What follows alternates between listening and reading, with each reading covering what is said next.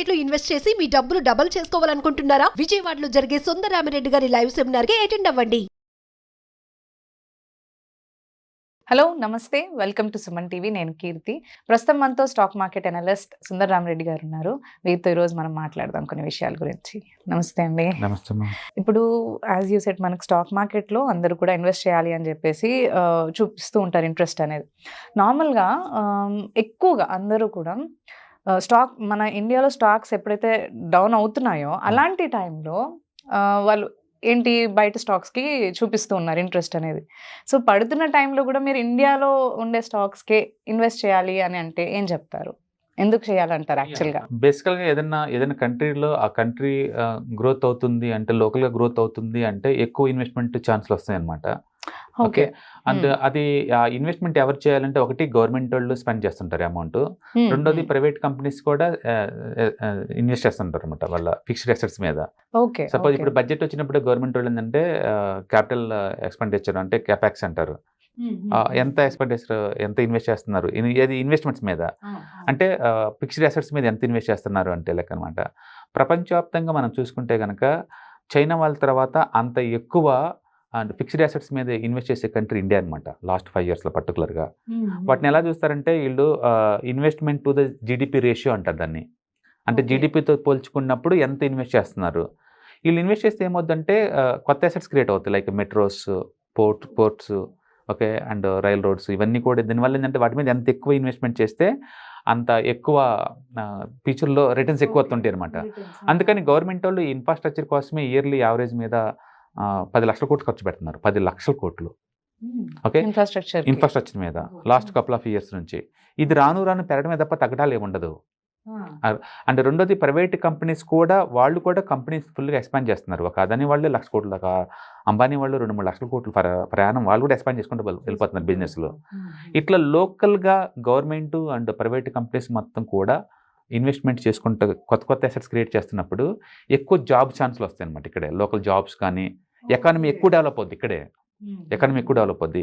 ఇప్పుడు ఒకప్పుడు మనం చూసుకుంటే 95తో కంపేర్ చేసుకున్నప్పుడైతే ప్రపంచంలో మనం లీస్ట్ ఉండేవాళ్ళం వేరే కంట్రీతో పోల్చుకున్నప్పుడు. ఇప్పుడు కనుక చూసుకుంటే 2024లో చూసుకుంటే మనకంటే ఎక్కువ investment to the GDP ratio ప్రకారం చూసుకుంటే కనుక చైనా వాళ్ళు అందరికంటే ఎక్కువ ఖర్చు పెడుతున్నారండి. And second America, third India వాళ్ళు ఉన్నారు. ఓకే, మన థర్డ్ ప్లేస్.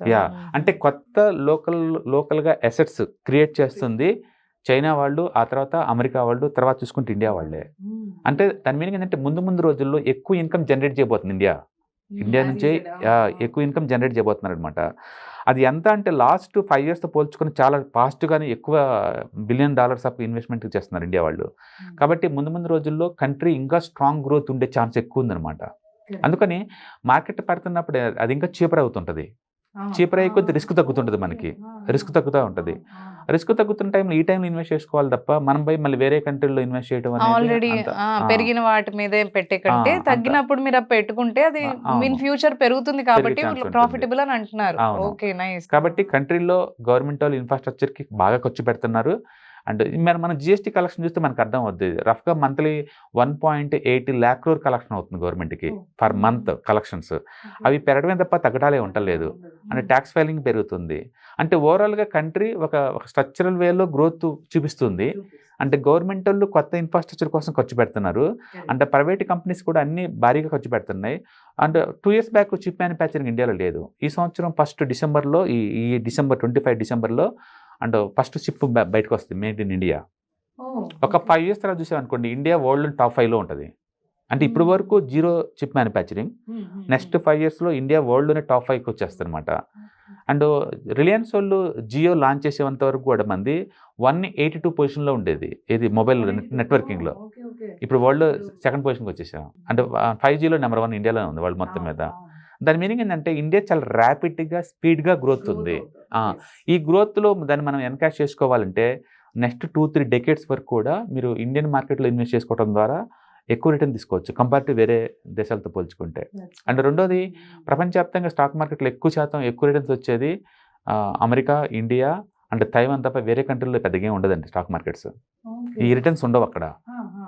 ఇంత రిటర్న్స్ ఎక్కడా లేవు వరల్డ్ మొత్తం మీద. అందుకని ఇండియా చివరికి వచ్చే టైంలో ఇక్కడ కాకుండా ఎక్కడికో వెళ్ళి ఇన్వెస్ట్ చేయాల్సిన అంత అవసరం లేదు. అంటే గవర్నమెంట్ అసెట్స్ క్రియేట్ చేస్తుంది, గవర్నమెంట్ ఎక్కువ ఇన్ఫ్రాస్ట్రక్చర్ మీద ఖర్చు పెడుతుంది కాబట్టి అంటే ముందు రోజుల్లో ఇంకా ఎక్కువ అవుతాయండి. ఇప్పుడు ఈ 2025లో చూసుకున్నాం అనుకోండి, చాలా పెద్ద అంటే ముంబైలో ఎయిర్పోర్ట్ లాంచ్ అవుతుంది, అండ్ నోయిడాలో ఎయిర్పోర్ట్ లాంచ్ చేస్తున్నారు, అంటే bullet train first stage launch చేయబోతున్నారు ఈ సంవత్సరం ప్రాజెక్టులు అన్నీ కూడా. అండ్ ఇట్లాంటి కొత్త ప్రాజెక్టులు అన్నీ కూడా ఫైనలైజ్కి వస్తున్నాయి అనమాట. అంటే జమ్మూ కాశ్మీర్లో ఈ వరల్డ్లోని హైయెస్ట్ ట్రైన్ స్టేషన్ అది ఫుల్ పేజ్ లాంచ్ చేయబోతున్నారు. అట్లా అన్ని చోట్ల ఇన్ఫ్రాస్ట్రక్చర్ ఇప్పుడిప్పుడే జనం వచ్చిందనమాట, అందుబాటులోకి వస్తున్నాయి.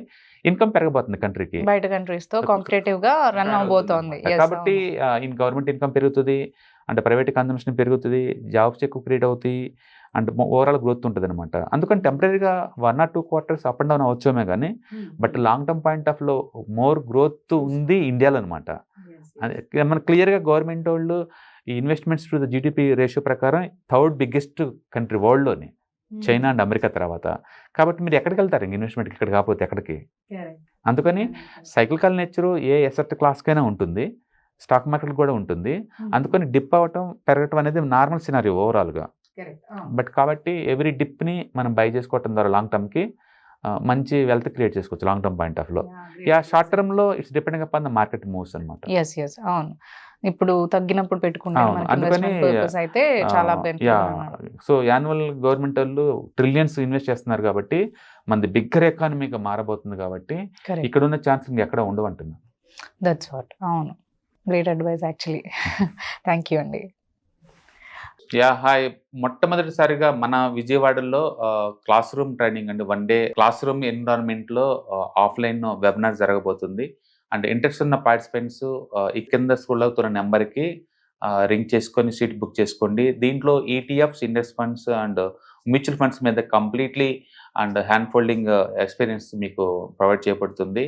దీని ద్వారా ఏంటంటే మనం ఎసెట్స్ని స్టాక్ మార్కెట్లో ఎలా మేనేజ్ చేసుకోవాలి, ఎలా గ్రో చేసుకోవాలి, ఎలా ప్రొడక్ట్ చేసుకోవాలో అంటే ప్రాక్టికల్గా నేర్చుకుంటారు. అండ్ మీ ఇప్పటి వరకు మనం ఆన్లైన్లోనే మీరు అటెండ్ అవుతున్నారు. ఇక నుంచి మీరు మన విజయవాడ సిటీలోనే అండ్ లైవ్లో క్లాస్ రూమ్ ఎన్విరాన్మెంట్లోనే నేర్చుకునే ఛాన్స్ దొరుకుతుంది. కాబట్టి ఇంట్రెస్ట్ ఉన్న పార్టిసిపెంట్స్ కింద స్క్రోల్ అవుతున్న నెంబర్కి పింగ్ చేసి సీటు రిజర్వ్ చేసుకోండి. Thank you.